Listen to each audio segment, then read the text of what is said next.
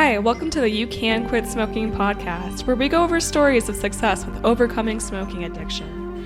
Many people have moved through this radical transformation and use smoking as an opportunity for inner growth with deeper self-awareness and a greater capacity for compassion. So many have done it, and you can quit smoking too. I'm your host, Jessie Hartnett, founder of Honor Your Heart. Hey everyone, welcome back. I'm here today with Laurence.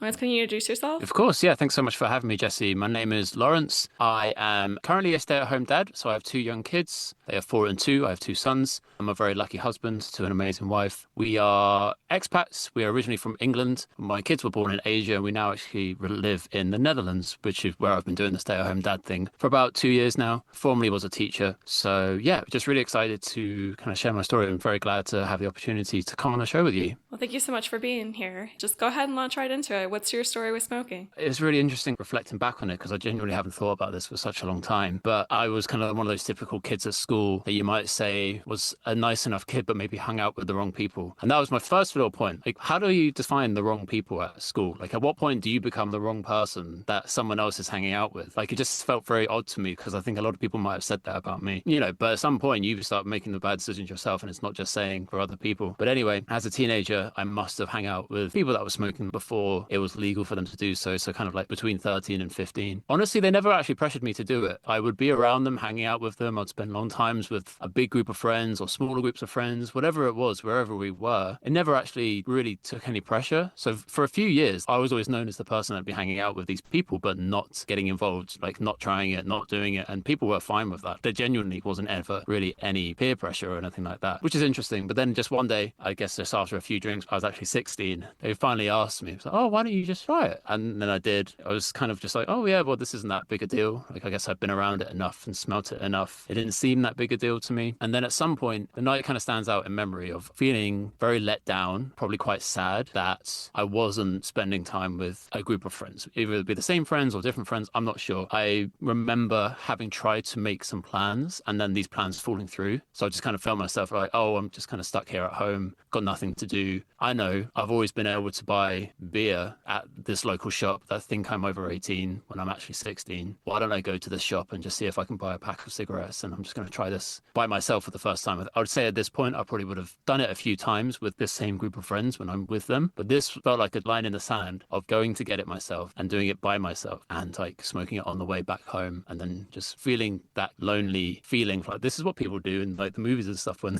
they're sad, right? When they're let down by their friends, like, oh, this is the cool thing. So, and that I guess just started the actual habit. And then it grew probably not every day straight away, or like at least all day. So when I was finishing my studies up to 18, what we call sixth form in England, the last 2 years of high school, it wouldn't have been like a full-on habit at that point, maybe every day, maybe every other day. But then when I went off to university, I went to music college. It then became influenced by other people as well. The people I was living with, sharing an apartment with, also were smokers. So then it just becomes natural again. And this is the point I start. I'm not sure if people are familiar with, in England, we call them like roll-ups. Rather than having like a pack of cigarettes, you have the pouch of tobacco and you roll it into the papers yourself. So that's what we did. It was cheaper as a student, and very quickly it just became a very daily habit. Getting up, I'd say when I was about 21, I was probably looking at about 20 a day of these roll-ups and never really thinking anything of it. I went to music college. I actually dropped out of that first music college I went to. Long story short, I had a bad back. I was trying to play drums every day. That led into more kind of like mental health problems. I mentioned earlier about feeling sad and lonely. There was some more mental health problems just in terms of the difficulties of dropping out of college and not being able to do what I wanted to do, which I think fed into the loop of self-satisfying through things like alcohol and smoking. So then I did eventually kick on, found another college to study at. I still do music-related things. And I look back on it now, even some of my lecturers and my teachers, these were people that were from the music industry that had worked with famous artists and stuff. And they were like cool people that were also smoking. We'd be at college going out for smoke breaks with our teachers and stuff. It just felt perfectly natural. There was never really any thought that it was something that we shouldn't be doing or unhealthy or anything like that. I don't know, just felt perfectly normal, perfectly natural. I guess I was about 22 years old. I got these things on my feet. I'm not sure They're called chilblains. Have you ever heard of chilblains before? Do you know what they are? I looked them up after you Okay. had mentioned it. I've had to look it up to remind myself, but they're essentially like these blisters you can get on your feet, I guess on other parts of your body as well, but I think it's mostly on your feet from a lack of circulation. Very painful. I wasn't able to walk properly. Like I couldn't get to my lectures and things because my feet were in so much pain. So I went to the doctor. This doctor basically found out that I smoked a lot and then kind of scared me into trying to make a change. I look back on it now. I guess it was for the greater good, but there is some ethical questions that go into this because the doctor basically threatened me to say that, oh, you might get this thing called Berger's disease, which is like an inflammatory disease related to your veins and your arteries. It's burger with an E in the middle, not quite like a hamburger, but it's not that common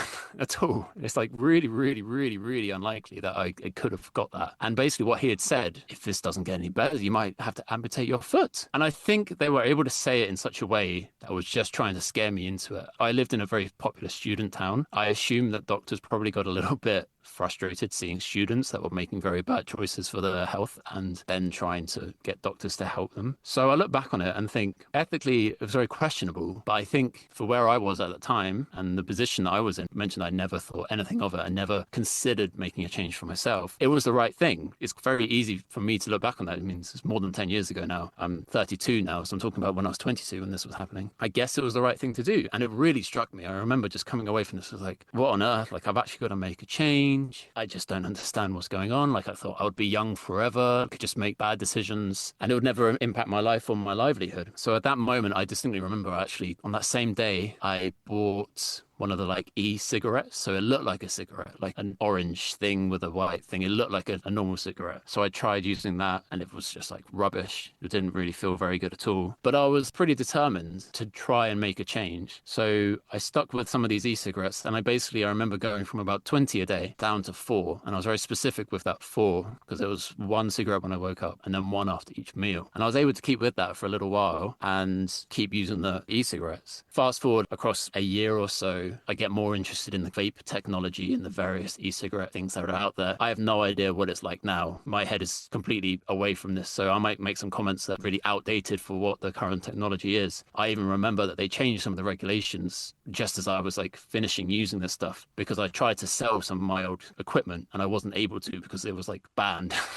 Oh. A bit of a strange situation, but the interesting thing with the vaping was that it was something that you could kind of get into as a hobby. The rubbish e-cigarettes that you'd get that didn't really kind of do anything, it was just an attempt at a replacement that was a very unsatisfactory replacement. Whereas the vape, the big vape pen that you can get the liquid and the different flavors and you try the different powers and voltages and batteries and all this sort of stuff. I worked with a few people that did similar things. So it just became like an interest and a hobby. And I think that part of it really locked in to my brain. I can't remember at what point I had my last cigarette because I just fully swapped over to vaping and then would have been vaping for quite a long time. But I do remember, so when I was about 24 years old, I was like, I'm going to at least go down the nicotine. So what you could do with the liquids is that they had different nicotine levels. But I slowly decreased my nicotine levels and then would get to a 0 nicotine. But I do distinctly remember it was the 30th of April, 2017. I remember that day because it's my brother's birthday. Also the same day that my girlfriend and I, now wife, climbed Mount Snowdon in Wales. And we'd gone on this trip and I'd taken my stuff with me, but I didn't use it on this day and just didn't use it. So that was the last time I ever used nicotine. Just kind of haven't looked back since, I guess. I'm curious about the loneliness aspect because you said that you tended to smoke when you felt lonely, maybe when you were going through hard emotions. And I'm wondering how you were able to adjust to not having smoking, not having vaping, and still having those feelings come up. How did you start to cope with loneliness in a different way? I think it was really only an answer to loneliness kind of very early on. And then it became a habit. Maybe those feelings would still come up and would try and explore other opportunities and other possibilities, if that makes sense. During this process, I lost my dad, unfortunately, maybe about like a year or basically when I was 21. So I finally finished everything when I was about 24. So during this process, like that was obviously a big impact as well. Answering the kind of loneliness question answers like a question relating to that as well. And these things do align with one another. I think I just got to a point of like, whatever negative emotion comes up, I'm going to try and better myself in some way to help get past that emotion. A lot of it was exercising and going to a gym. I was afforded quite a lot of time off from my work when I lost my dad. And a lot of that was just spent into exercising and teaching myself to cook more healthily. Because I used to be quite overweight as well. probably wouldn't specifically have been, oh, I'm feeling down, I want a cigarette, I need to do something else. It was probably more like, oh, there are lots of emotions going on. The only way I can try and get through any of this is to try and improve myself, if that makes sense. You were kind of forced to by crisis to face those things that you were avoiding earlier. And instead of trying to run from that, you're trying to use that to propel you forward. So that's amazing work. And I'm sorry to hear about your loss. I know it's been a while now, but still, that's very hard as a young person. I appreciate that. And I'm wondering about the chilblains. Did you notice a change in that when you stopped smoking cigarettes?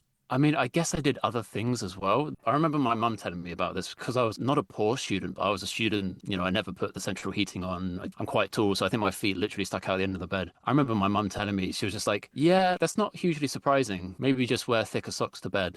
And I think because I did a few of these different things, I do think they resolved themselves very quickly, which is why I was saying how I think it's an interesting ethical question for someone that's in the field of medicine. Do we think that doctor kind of went to quite an extreme to say something like that to me at that point? Yeah, they're very good at fear mongering. Unfortunately, it doesn't work for most smokers. Exactly. But yeah. Nicotine does cause circulation problems. I had trouble with my gums because of that. Okay. Wow. So I do know there is something there, but like you said, it could be a multi-factor, and to do it in such a way like that is kind of questionable, I think.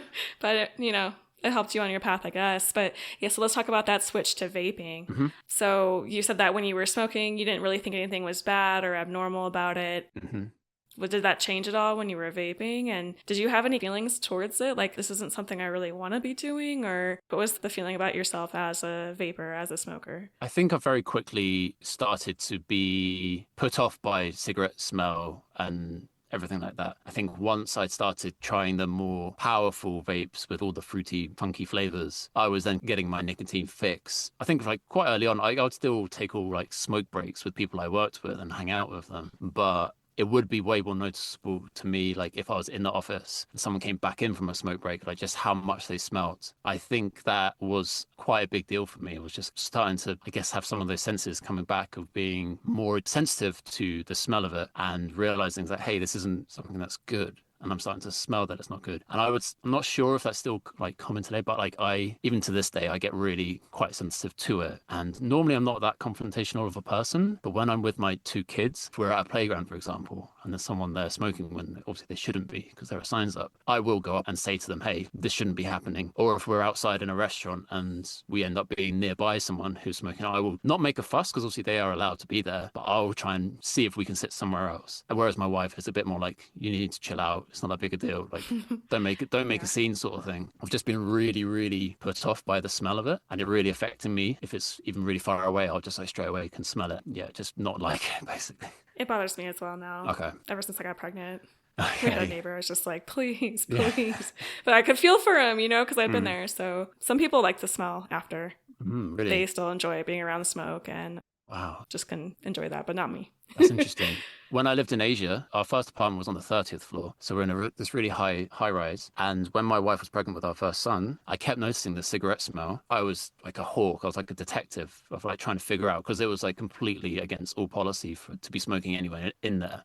Yeah. And I eventually figured out that it was someone in the kind of the fire escape stairs, which is inside. And so maybe like they were about 2 floors down. And if I smelt it, I'd be like, right, I've got to get a picture of this guy. And like go and get him and send it through to the management, because I was determined. I was like, hey, my wife is pregnant here. I'm not having, these apartments were really small. I'm not having this become an issue. So yeah, I became a little bit, probably to a fault, a little bit too righteous in that sense and very judgmental. Something I'm still working on. I think this reflection process has kind of opened that up with me. Maybe I need to work on myself a little bit in terms of other people and their stories. I mean, we all do. We all need to keep working. And so what kind of changes have come after quitting vaping? What kind of gains did you notice? And I'm also curious, going back to the vaping, like what were some of the drawbacks? Like what inspired you to quit? Or was it something you just no longer had interested in? I think there was still an aspect of the circulation thing, because obviously, yeah, you get rid of a lot of the other health issues with smoking, but with the nicotine liquid, there is still the circulation possibility of being an issue. So that was on my mind. It was a fairly expensive habit. What I noticed was that I was in more and more situations where I would feel uncomfortable doing it around certain people. So this is when I was dating/courting my now wife. And yeah, I wouldn't want to do it around her. Like if we were out for a meal or out with friends or whatever, I would only use it kind of sneakily, even if other people we were with would be using it, doing theirs or smoking. smoking, I would kind of do it off sneakily because she didn't. And it's not like she ever told me not to do it, but because I found myself in these situations more and more of like, hey, I don't really feel like doing it, therefore I should probably try and quit, because there are quite a few positives to quitting and just kind of moving on from the stage and saving a bit of money and just kind of forgetting about it. So I guess that's what inspired that decision, I guess. And then when you quit, what did you experience in terms of gains, or did you notice anything, maybe something you didn't expect? What was life like after? I think just that comfort level of not having to have that thought and just one less thing to worry about when going out, because, it would be those things of like you're leaving the house and you're worried about this, you're worried about that, of taking things with you. And I think just having that one less thing was super vital and super important. Specifically after vaping, though, it's a very important part of my life now, but it doesn't actually play a really massive part of my story about smoking whatsoever, is that I actually came to faith, became a Christian like a week after I stopped vaping. So I went back through my diary and I was going back through this as I was reflecting. I was like, oh, these 2 dates are actually this close together. It is a super important part of me, but it's not super important to the actual smoking journey, if that makes sense. But that kind of like is the answer to that question, I guess. There's not a huge amount afterwards, because that would kind of be the only thing that I would really reflect on now. No, I mean, there probably is a connection. It just seems like doors open when you possibly don't have addiction. It's kind of wild. I found that for myself. Do you have any final words for people that are in it? They're struggling. They want to quit. They're not sure if they can. Maybe they tried. They failed. I think the biggest thing that I remember, and the biggest kind of victory I had, was when I told you how I used to smoke about 20, 25. And then I set myself the goal of going down to 4. And I distinctly remember of like, once I had that habit of 4 set in, I did feel quite successful in that. And I know for a fact, if a doctor had told me when I was at 20, it's like, okay, your first step is to get from 20 to 0, that just wouldn't have worked. And I probably wouldn't be here right now in terms of, my life situation right now, my life circumstance. The fact that I was able to take a first step that wasn't what we see in the movies, where like the guy takes his cigarette pack and like throws it in the bin, or like runs water over it and destroys it. It's like, I'm going cold turkey and just nothing's going to happen. Just starting that process and going like a tiny step forward is more than going backwards or staying where you are. And no matter how small that step is, that's still like a super important point. And yeah, just a lot of small steps will get you somewhere. That's great advice. Thank you. Do you want to talk more about your work now? Yeah, as I said, I'm a stay-at-home dad, but what I also do on the side is host a podcast called Dad Dialogue, which is where I just interview dads, and we call it the successes and stresses of becoming a dad and being a dad. And kind of similar to this, we're just trying to lift up stories of fatherhood and stories that hopefully will impact other people. And the thing I've often said to people is, in a world where so much is trying to get your attention, like, there's a million and one things that want your attention, and they want to kind of get you zoned into something to get your engagement, or even just get you consuming stuff. I think just lifting up stories, spending time of hearing someone's perspective and opinion and story from start to finish is such a valuable thing that we can all learn from. And I'm also glad to have the opportunity to come here, because it's just stories. Like, no one can kind of fight my story or argue with my story. My story is my story, and maybe it'll impact people, maybe it won't. And it's the same when I interview dads. I think there's so much for us to learn from each other that just lifting these stories up is such a valuable resource. I think it's a great podcast I listened to, and the story got me, even, as a woman, as a mother. It's like, awesome. Still, the dad stories are powerful, and it's a different role. It can be really tough to transition into, just like quitting smoking. It's transformational. So I appreciate that work. And awesome. I appreciate you coming on and talking to us about your experience and what you went through. So thank you. Yeah, thank you so much for having me. It's been awesome sharing with you. Take care, everyone. See you next week. Every story shared here is a testament to the power of change, and I believe there's so much strength in hearing from others. If you have a story about quitting smoking, vaping, or using any form of nicotine or marijuana, and you're ready to share your journey with your listeners, I want to hear from you. Please send me an email at jessie@honoryourheart.net. We need your voice to keep this movement going. Thanks again for joining me today.